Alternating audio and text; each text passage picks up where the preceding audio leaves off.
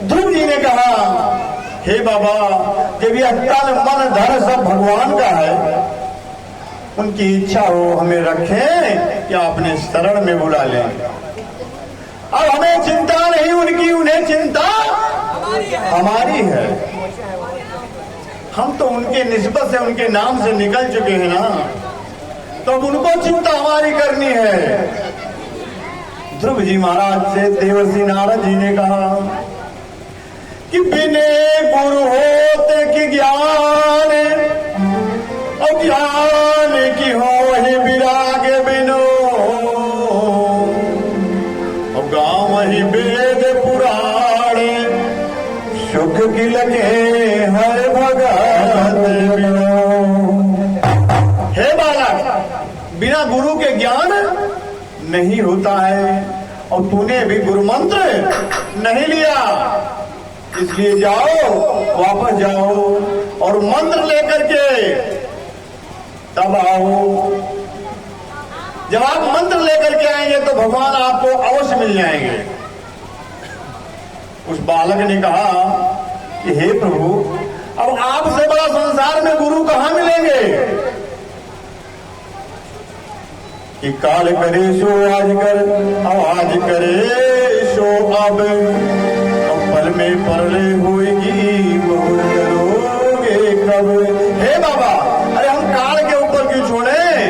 आज ही अभी आप हमें मंत्र दे दीजिए और आप ही हमारे गुरु बन जाइए।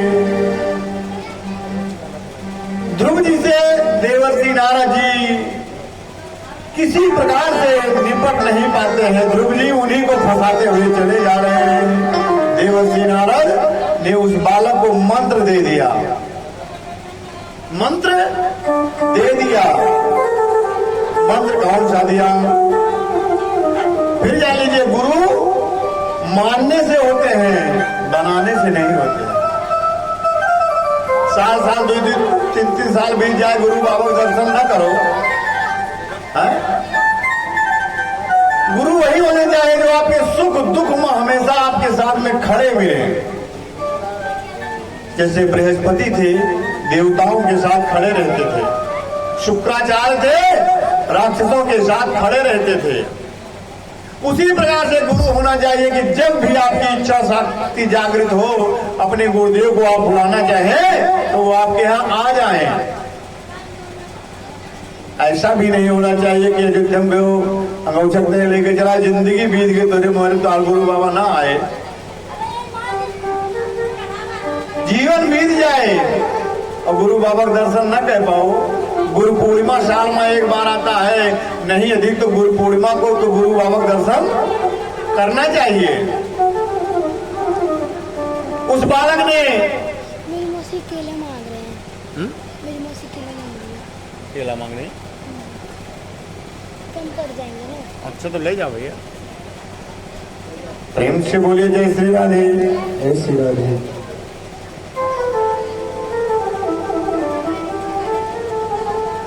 आए जान तो का कहे अपनक न आए कहीं कि हम मांगे थे, कहीं हमारे मौसी केला मांगे हैं।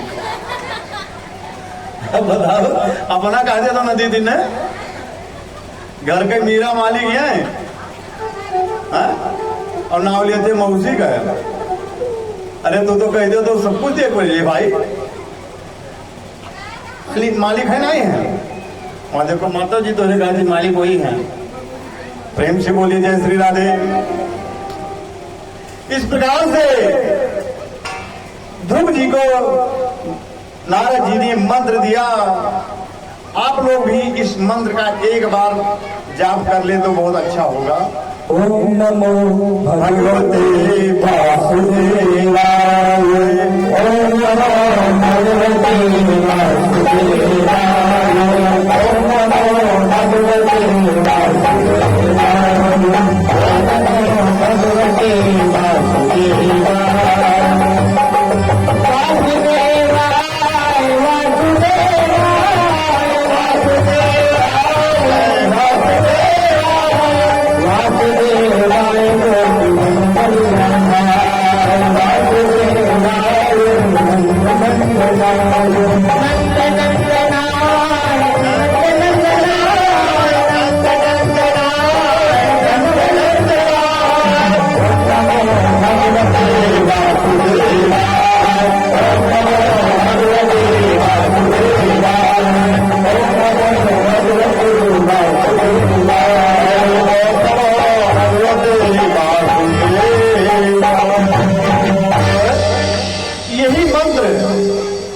सप्ताह जग में जाप होता है, इसको भी ध्यान सुन लीजिएगा।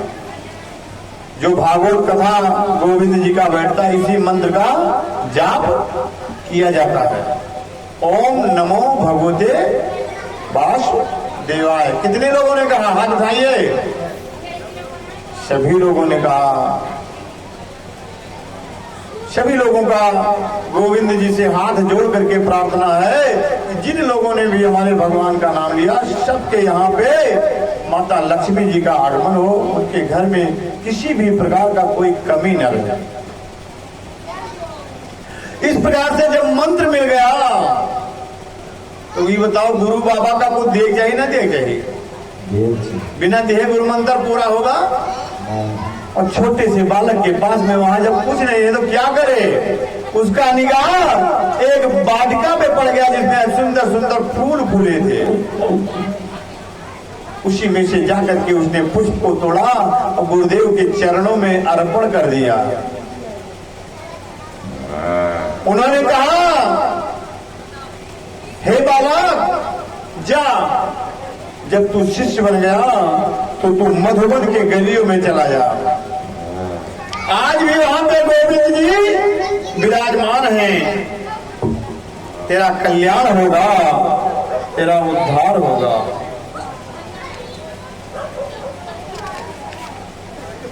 इस प्रकार से ध्रुव जी मधुबन में चले गए। उन्होंने कहा भगवान तो ऐसे नहीं मिलेंगे। पहले महीने में ध्रुव जी ने अन्न का त्याग कर दिया कि अन्न नहीं खाएंगे। प्रेम से बोलिए जय श्री राधे। जय श्री राधे। भगवान जी को दया नहीं आई कि छोटा सा बालक ने अन्न नहीं ग्रहण किया है, लाओ दर्शन दे दें। दूसरे महीने में उसने 6 दिन के बाद में सूखे पत्ते खाना शुरू किया। फलहार लेकर के रहते थे, फलहार का भी उन्होंने त्याग कर दिया। सूखे पत्ते को ही चबा करके भगवान का भजन करने लगे। भगवान नहीं आए। तीसरा महीना लग गया तो 9 दिन के बाद में केवल जल को ग्रहण करके ध्रुव जी भगवान का तपस्या करने लगे। चौथे महीने में 12 दिन के बाद में, प्रेम से बोले जय श्री राधे। जय श्री राधे। 12 दिन के बाद केवल वायु का आहार लेना शुरू किया। जल को भी ध्रुव जी ने छोड़ दिया कि हम जल भी नहीं ग्रहण करेंगे।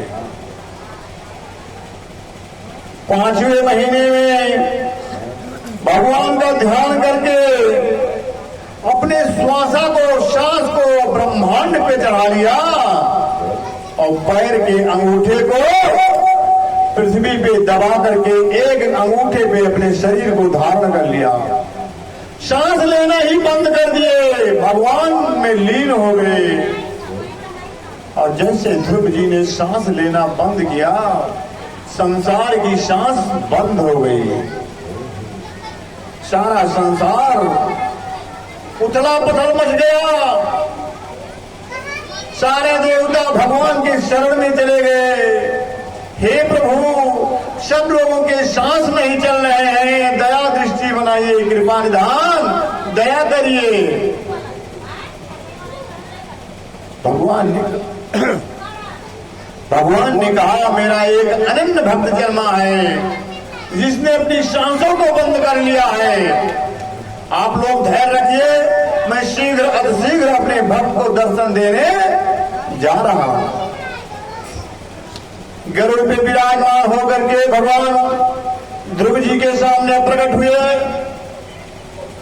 उन्होंने कहा, भक्तराज आंखें खोलो। ध्रुव जी ने आंखें खोल दिया। भगवान को देख रहे हैं, भगवान जी ध्रुव को देख रहे हैं। ध्रुव जी हाथ जोड़ करके खड़े हैं, हे प्रभु, हे गोविंद, हे माधव, आपकी कृपा बन गई हमारे ऊपर। भगवान ने पूछा, भक्तराज मांगो, क्या चाहते हो? मांग लो जो चाहते हो, संसार का सर्वस्व मांग लो। ध्रुव जी ने कहा, मुझे केवल एक प्रश्न का उत्तर चाहिए। हे प्रभु, मेरे प्रश्न का उत्तर दे दीजिए। ध्रुव जी को उन्होंने उठाकर अपनी गोदी में बिठाया। गोदी में बिठा करके पूछा, मांग, पूछ, कैसा प्रश्न दे रहा है? उन्होंने कहा, हे प्रभु, मेरी माता ने मुझे गोद से क्यों उठाकर फेंका? जब उसी राजा का मैं ही पुत्र हूं, तो माता ने मुझे गोद से क्यों उठा करके फेंका? इसी का कारण मुझे जानना है, यही बता दीजिए। भगवान ने कहा, ध्रुव जी, अभी आपको अपने प्रश्न का उत्तर नहीं मिला क्या? ध्रुव जी ने कहा, नहीं प्रभु, अभी कहाँ मिला। उन्होंने कहा, बेटा, अगर उन्होंने तुझे गोद से नहीं फेंका होता तो आज तू मेरी गोद में होता। तुझे तो मेरी गोद में आना था ना। कि जैसी वो हो तभ्यता, वैसे उपजे बोध। बिन मांग देता है जो दुनिया से नाराज है। बिन मांग देता है जो